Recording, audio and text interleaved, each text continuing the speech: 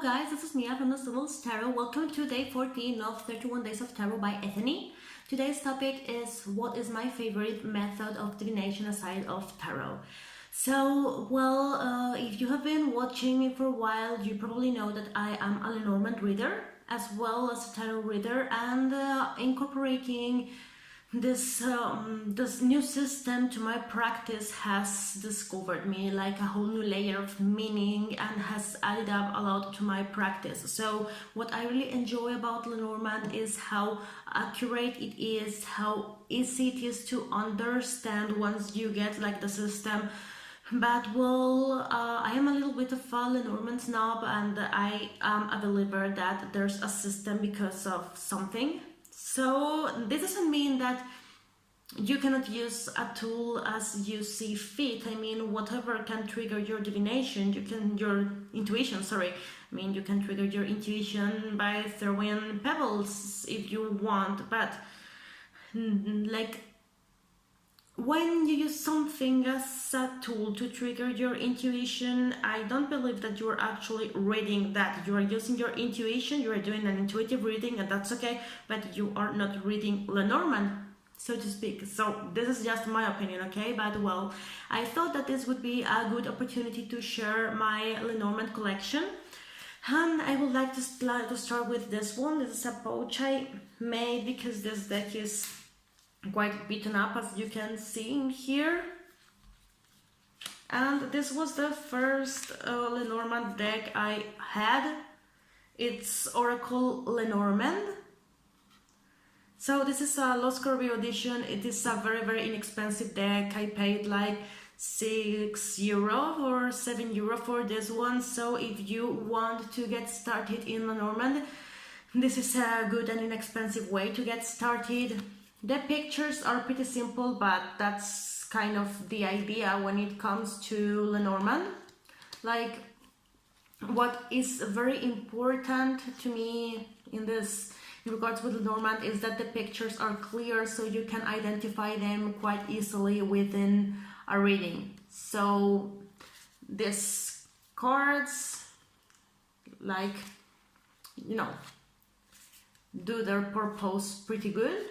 Okay, it's not a particularly beautiful deck, but it is a useful deck, and that's what matters. So this was the first deck I ever got, and the second one was Under the Roses Lenormand. This is a gift from my mother, and you probably want to know this, okay?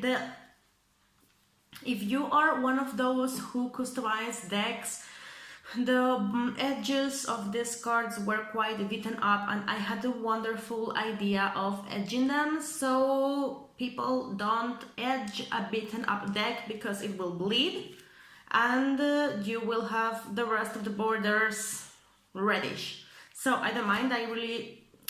I love this little deck. It is probably the deck I use the most, and I don't care that, it's like it tells a bit of its history, but anyway, don't do it because it gets all weird.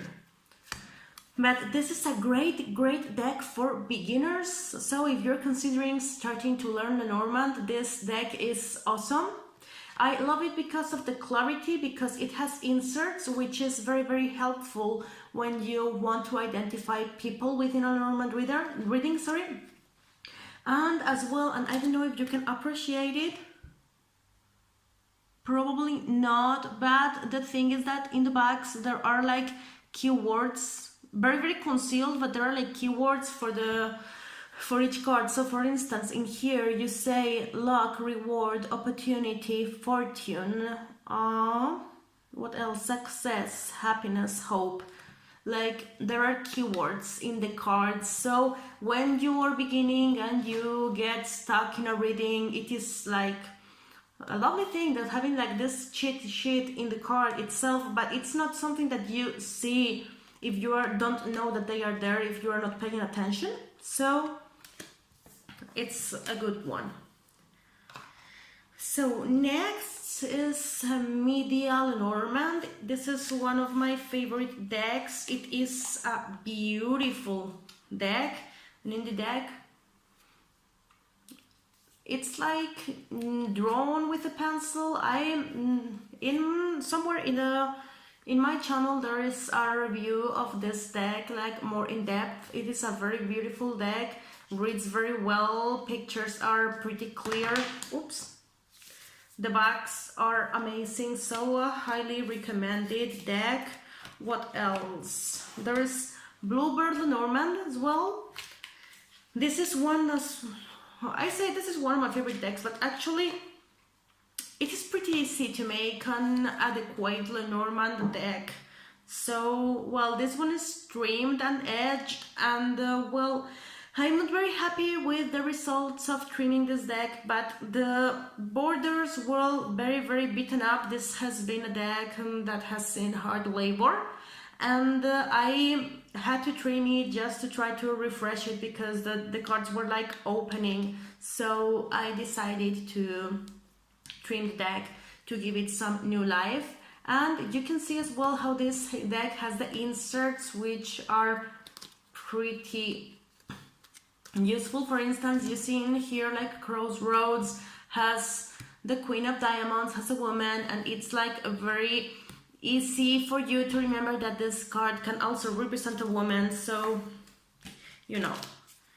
I also have Pixis Stonely Lenormand. Not a big fan of this deck. It has like a Rider White style, but I find that this deck is quite complicated to read with, and I am not a big fan of it.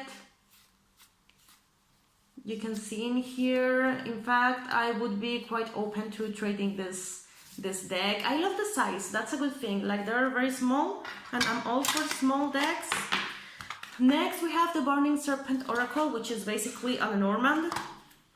And this one, I have shown it already, but this one is well trimmed and edged in black. And this Robert Place artwork style that I love very much.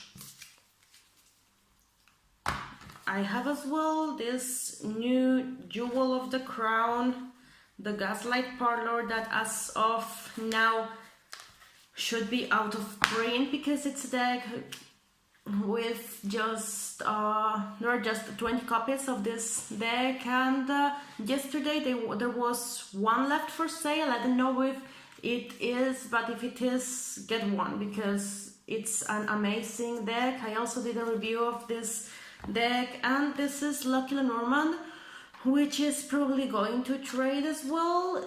I did a review of this deck and I haven't grown very accustomed to this deck because it is beautiful, but I find the images like quite confusing. So I don't use it a lot. And well, it's a beautiful deck as you can see, but too much stuff in the cards. So yeah, this is basically my Lenormand collection. I don't have a lot of decks. I think that I have plenty of tarot decks and I don't have many Lenormand decks, but what I think is, well, like, you know, when you are reading tarot, having a different deck can change your perception. But since Lenormand is a system, it just changes aesthetically, but there are not going to be new meanings. So I just have different decks for aesthetic purposes, but the fact like reading with one deck or another is not going to add up anything to my interpretation, so it is not for a practical purpose. And well, as well, I have been pendulum dosing, and this is the one that I am using right now. I have quite a few pendulums. This one is Ruby and Soicid. It's a quite special pendulum of a crystal that is not very usual to see in a pendulum, and it works great with me. And well, I spoke about it, but in case you missed it, the pendulum was the first divination tool I ever had, and it is something that complements my readings as well when need be, or when I need like to make sure that the cards mean what I think they're meaning. I complement my readings with a pendulum. So, well, I work separately with tarot and Lenormand, but they can be a great addition for clarification. So sometimes, like, I believe that tarot is more analytical, more like deep. It goes into the root cause of stuff. It has like a more spiritual vibe, like a deeper vibe, and the Lenormand is just like straight. So what I do sometimes is when I have a tarot reading and I don't know very well what is going on, or I need some clarification, I have a Lenormand deck on the table and I will ask a question for clarification, and I will pull 3 cards, read the line, and get a more concrete answer. So this is a good addition for your tarot practice. And basically this is it.